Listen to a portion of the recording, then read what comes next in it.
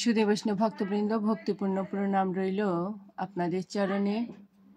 প্রণাম জানাই আমার শ্রী গুরুদেবের চরণে। প্রণাম জানাই অনন্তকোটি বিশ্বব্রহ্মাণ্ডের নায়ক শ্রী ব্রজেন্দ্র নন্দনন্দনের চরণে। সুধী বৈষ্ণব ভক্তবৃন্দ, ধারাবাহিক অনুযায়ী আজ আমরা শ্রীমদ্ ভগবদ্ গীতার 41 নং শ্লোকটি শ্রবণ করব। সুধী বৈষ্ণব ভক্তবৃন্দ, শুধু বলি যে আপনারা গীতার শ্লোক শ্রবণ করবেন, শ্রীমদ্ ভগবদ্ গীতার সঙ্গে থাকবেন। আসলে কি আপনারা থাকছেন? এবং ভগবৎ চরণে সেবা দেবার জন্য আমাদের ব্রাহ্ম মুহূর্তে ওঠার একটা শাস্ত্রীয় নির্দেশ আছে। জানি না আপনারা উঠছেন কি না। অবশ্যই আমরা ব্রাহ্ম মুহূর্তে ঘুম থেকে জেগে ভগবানের চরণ বন্দনা করব, স্নানাদি সেরে তিলক সেবা করে ভগবানকে জাগানো, ভগবানের আরতি মঙ্গল করা এবং কিছু ভোগ লাগানো, তারপরে জপ তপ সেরে পরবর্তীতে সূর্য উদয় হলে বৃন্দাজিকে জল দান করা এবং ভগবানকে স্নান করানো, তার শৃঙ্গার আদি করা, পোশাক আদি সমস্ত কিছু সুন্দর করে সাজানো ইত্যাদি, চরণে ফুল তুলসী দিয়ে পুজো করা। তারপর হচ্ছে ভোগ রন্ধন করে বা যারা রন্ধন না করেন ভগবানকে ভোগ লাগানো। তো আমরা কি এটা করছি? এটা অবশ্য আমি অনেকবার বলেছি, তো আমি আশা করছি আপনারা করছেন। সুধী বৈষ্ণব ভক্তবৃন্দ, আজ একটুখানি কথা না বললে নয়। দেখুন, আমরা একজন গোপীর কথা জানি। গোপী শব্দের অর্থ হচ্ছে গোপনে যারা ভজনা করেছিলেন শ্যামসুন্দরের, শ্রীকৃষ্ণচন্দ্রের, জগদীশ্বর পরমেশ্বর ভগবানকে যারা প্রাণবধূ বলে জেনেছিলেন। তো ললিতা, বিশাখা আদি যত সখীগণকে মাধবী নামে এক গোপী বলেছিলেন যে, সখী, শ্যামসুন্দর যেন আমার কুঞ্জে আসে। আমি আজ আমার কুঞ্জকে সুন্দর করে প্রাণবধূর জন্য সাজিয়ে রাখব এবং আমার কুঞ্জে যদি প্রাণবধূ আসে আমি প্রাণ ভরে তার সেবা করব। ললিতা সখী বলেছিলেন, হ্যাঁ, শ্যামসুন্দর আজ তোমার কুঞ্জে যাবেন, তুমি তৈরি হয়ে থেকো। তো সেই কুঞ্জ সাজিয়ে গোপী অর্থাৎ সেই মাধবী, যার নাম মাধবী ছিল, উনি সুন্দর করে কুঞ্জ সাজিয়ে প্রাণবধূ অর্থাৎ শ্যামসুন্দরের অপেক্ষায় বসেছিলেন। জেগেছিলেন রাত ভোর, কিন্তু ভোর রাত্রের দিকে ঘুম লেগে গিয়েছিল। নিদ্রা দেবী তার নয়নে ভর করেছিল। শ্যামসুন্দর এসে অপেক্ষামান থেকে অবশেষে চলে যান এবং বলে যান যে, মাধবী, আমি তোমার কুঞ্জবনে এসেছিলাম, কিন্তু তোমার নিদ্রাতুর কারণে আমার তুমি দর্শন পেলে না, তাই তুমি আমার আর দর্শন পাবে না। যখন নিদ্রা ভেঙে গেল তখন মাধবী দেখলেন যে শ্যামসুন্দর এসেছিলেন। শ্যামসুন্দরের সেই চরণ যুগল, পদযুগলের চিহ্ন তার কুঞ্জবনে বাইরে, যেখানে অপেক্ষমান থেকে প্রাণবধূ ফিরে গিয়েছেন। উথালি পাথালি আছাড়ি পাছাড়ি করে অনেক কেঁদেছিলেন মাধবী গোপী, কিন্তু শ্যামসুন্দরকে আর পাননি। ললিতা, বিশাখা আদি সখীদের নিকট যে আবার ক্রন্দন করেছিলেন, আমি কি প্রাণবধূকে আর দেখতে পাবো না? এর নয়নে কি আমি আর দর্শন করতে পারবো না? এমনিভাবে ক্রন্দনরত অবস্থায় থাকতে থাকতে সেদিন এসেছিল যেদিন গিরি গোবর্ধনকে প্রভু শ্যামসুন্দর কনিষ্ঠা আঙুলে নিয়ে দাঁড়িয়েছিলেন এবং সেই গিরি গোবর্ধনের নিচে বৃন্দাবনবাসীরা আশ্রয় নিয়েছিলেন। তখন ওই মাধবীকে ললিতা, বিশাখা বলেছিলেন, আজ শ্যামসুন্দরকে প্রাণ ভরে তুমি দর্শন করো। মাধবী শ্যামসুন্দরকে দর্শন করেছিলেন মাত্র ক্ষণিকের জন্য, তারপরে আর দর্শন করতে পারেননি। নয়ন ঝাপসা হয়ে গিয়েছিল। কেন? শ্যামসুন্দর বলেছিলেন, আমি তোমার কুঞ্জবনে অপেক্ষমান থেকে চলে গেলাম। নিদ্রাতুর কারণে, অর্থাৎ ঘুমঘরে থাকার কারণে তুমি আমার সেবা দিতে পারলে না, তাই তুমি আমার আর দর্শন পাবে না। সেদিন প্রভুর চরণে এমনিভাবে কেঁদেছিলেন মাধবী, প্রভু ক্ষমা কি পাবো না? আমি কি এই নয়নে আপনাকে আর দর্শন করতে পারবো না? প্রভু বলেছিলেন, হ্যাঁ দর্শন করতে পারবে, তবে এই যুগে আর নয়।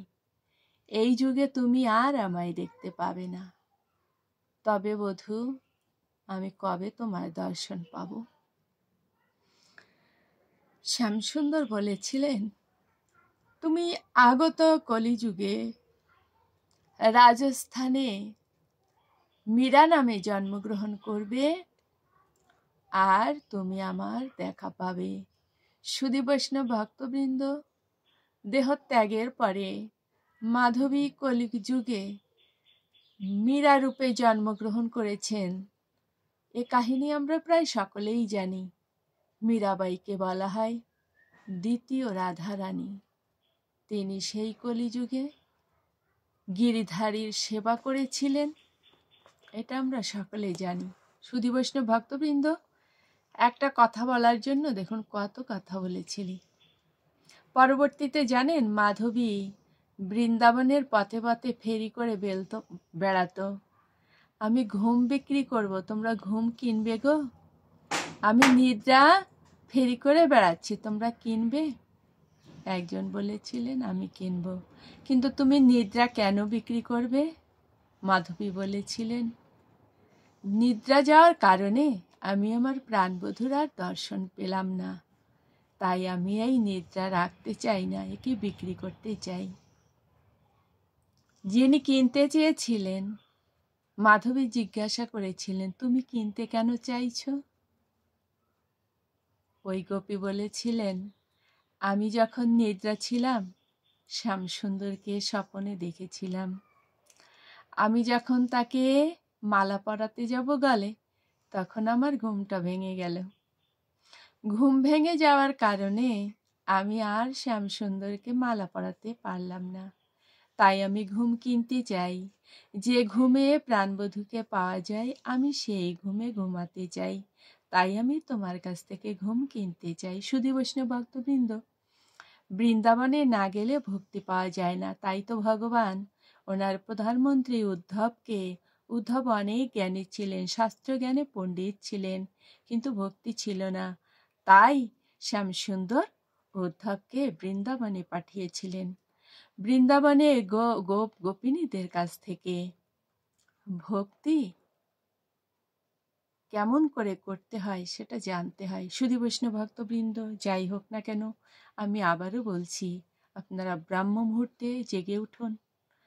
এমনও যে পরম আপনার থেকে আপনজন, তার সেবা দিন। ব্রাহ্ম মুহূর্তে না উঠলে ভজন সাধন হয় না। ব্রাহ্ম মুহূর্তে উঠুন, স্নান আদি করুন, তিলক সেবা করুন, ভগবানকে জাগান, ভগবানের মঙ্গল আরতি করুন, জপ তপ করুন। সূর্য উদয় হলে বৃন্দাজিকে জল সিঞ্চন করুন, বৃন্দাজিকে পরিক্রমা করে প্রণাম জানিয়ে ভগবানকে স্নান আদি করিয়ে, শৃঙ্গার আদি করিয়ে, ফুল জল তুলসী দিয়ে পুজো করে ভগবানকে ভোগ লাগান। সুধী বৈষ্ণব ভক্তবৃন্দ, আসুন আমরা শ্লোকটি শ্রবণ করি, অনেক দেরি হয়ে গেল। অজ্ঞানতিমিরান্ধস্য জ্ঞানাঞ্জনশলাকয়া চক্ষুरुन्मीलितं येन तस्मै श्रीगुरुवे नमः। नमो विष्णुपादाय कृष्णपृष्ठाय भूतले श्रीमते महानामस्वामिनीते नमामि। वाञ्छाकल्पतरुभ्यश्च कृपा सिन्धुभ्येव च पतितानां पावनेभ्यो वैष्णवेभ्यो नमो नमः।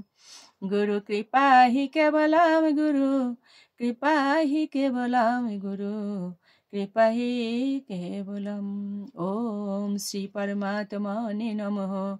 ॐ श्रीमद्भगवते श्रीगीताय नमः। नारायणं नमस्कृत्य नरं चैव नरोत्तमं देवीं सरस्वतीं व्यासं ततो जयमुदीरयेत्। मुखं करोति वाचालं पङ्गुं लङ्घयेत् गिरिं यत्कृपातमहं वन्दे परमानन्द माधवम्। ॐ नमो भगवते वासुदेवाय। ॐ नमो भगवते वासुदेवाय। श्रीमद्भगवते श्रीगीताय नमो श्रीगीताय नमो। শ্রীমদ্ গীতা তৃতীয় অধ্যায় কর্মযোগ শ্লোক সংখ্যা 41। তস্মাৎ তামিন্দ্রিয়াণি আদৌ নিয়ম্য ভরতর্ষভ পাপ্নানম ব্রজহি হি এনম জ্ঞান বিজ্ঞান নাশনম। অনুবাদ: অতএব হে ভারতশ্রেষ্ঠ, তুমি প্রথমে ইন্দ্রিয়গুলিকে নিয়ন্ত্রিত করে জ্ঞান ও বিজ্ঞান নাশক পাপের প্রতীকরূপ এই কামকে বিনাশ করো। সুধী বৈষ্ণব ভক্তবৃন্দ, একটু আগে আমরা একটি কাহিনী জেনে আসলাম, ইন্দ্রিয়গুলোকে নিয়ন্ত্রিত করো। ইন্দ্রিয় কি? ঘুমও কিন্তু একটা ইন্দ্রিয়ের কাজ। তো অবশ্যই আমাদের ব্রাহ্ম মুহূর্তে ঘুমানো যাবে না। প্রভু বলেছেন, ব্রাহ্ম মুহূর্তে যারা নিদ্রা যায় বা যারা ঘুমে থাকে তারা মৃত্যুকে কোলে করে ঘুমিয়ে থাকে। সুধী বৈষ্ণব ভক্তবৃন্দ, ভগবান বলছেন, হে ভরতশ্রেষ্ঠ অর্থাৎ অর্জুনকে বলছেন, তুমি প্রথমে ইন্দ্রিয়গুলিকে নিয়ন্ত্রণ করে অর্থাৎ কাম, ক্রোধ, লোভ, মোহ, মদ, মাৎসর্য এই নিয়ন্ত্রিত করে জ্ঞান ও বিজ্ঞান নাশক পাপের প্রতীক রূপ এই কামকে বিনাশ করো। কামনাকে বিনাশ না করলে ভক্তির উদয় হবে না। তাৎপর্য: ভগবান প্রথম থেকেই অর্জুনকে ইন্দ্রিয়গুলোকে দমন করবার উপদেশ দিয়েছেন, যাতে তিনি পরম শত্রু কামকে জয় করতে পারেন। কারণ এই কামের প্রভাবে জীব আত্মজ্ঞান বিস্মৃত হয়ে তার স্বরূপ ভুলে যায়।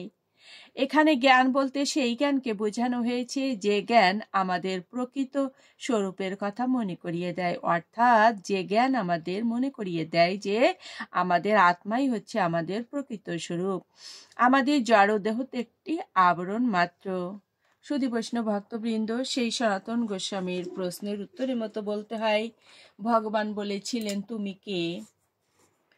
এই যে তুমি কে, এটা তুমি ভুলে গিয়েছো বলেই তোমার এত দুঃখ। অর্থাৎ আমরা হচ্ছি ভগবানের অংশ। আমাদের স্বরূপটা কি?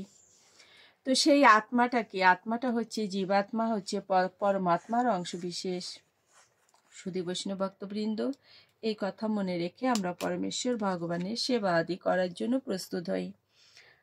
আসুন মাহাত্ম্য বলে বিশ্রামে চলে যাই। ওম শ্রী পরমাত্মনে নমঃ। শ্রীমদ্ ভগবতে শ্রীগীতায় নমঃ। গঙ্গা গীতায় চ সাবিত্রী সীতা সত্তা পতিব্রতা ব্রহ্মাবলীর ব্রহ্মবিদ্যা ত্রিসন্ধ্যা মুক্তি গেহিনী অর্ধমাত্রা চিতানন্দা ভবগ্নিভ্রান্তি নাশিনী বেদত্রয়ী পরানন্দা তত্ত্বার্থ জ্ঞান মঞ্জুরি।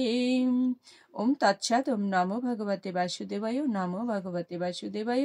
শ্রীমদ্ ভগবতে শ্রীগীতায় নমঃ। শ্রীগীতায় নমঃ। শ্রীগীতায় নমঃ। ওম শান্তি। ওম শান্তি। ওম শান্তি। শান্তি শান্তি।